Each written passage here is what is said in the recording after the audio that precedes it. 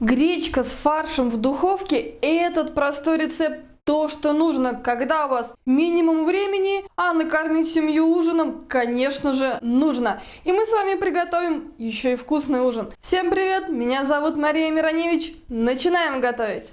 В форму для запекания выливаю столовую ложку растительного масла. Размер моей формы 25 на 35 сантиметров. С помощью кисточки смазываю форму. Полкило куриного фарша отправляю сразу в форму для запекания. У меня фарш из куриной грудки. Теперь необходимо фарш поперчить. Я делаю это по вкусу. У меня смесь перцев. Добавляю чайную ложечку карри. Чуть меньше чайной ложки соли. Вы, конечно же, делаете это по вкусу. Половина чайной ложки базилика. Чайная ложка красивой паприки. Теперь нам необходимо наши специи смешать с фаршем. Это делаем очень просто, замешиваем фарш с помощью ложки до того, пока специи не окажутся равномерно распределены по нашему фаршу. Добавляю 100 граммов замороженной кукурузы и 100 граммов зеленого горошка. Он у меня тоже замороженный. Следом добавляю 250 граммов гречки, я ее заранее промыла. И еще раз все смешиваю вместе до однородного состояния. И постепенно добавляю 600 мл воды. Продолжаю перемешивать. Итак, я добавила весь объем воды. Получается вот так достаточно жидко. Но это только сейчас, потому что гречке для того, чтобы она получилась вкусной и нежной, нужно достаточное количество воды. Так что воды не стоит смущаться. Оборачиваю форму для запекания фольгой. Теперь отправляем нашу запеканку в духовку, разогретую до 180 градусов.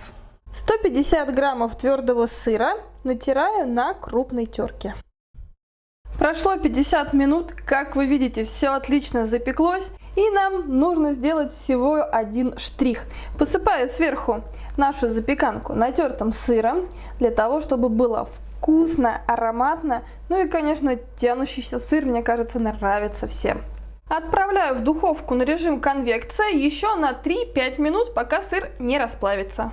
Посмотрите, какая гречка получилась. Она получилась пышная, сочная. Полностью приготовилась, остается отрезать кусочек и скорее отправить его на тарелку.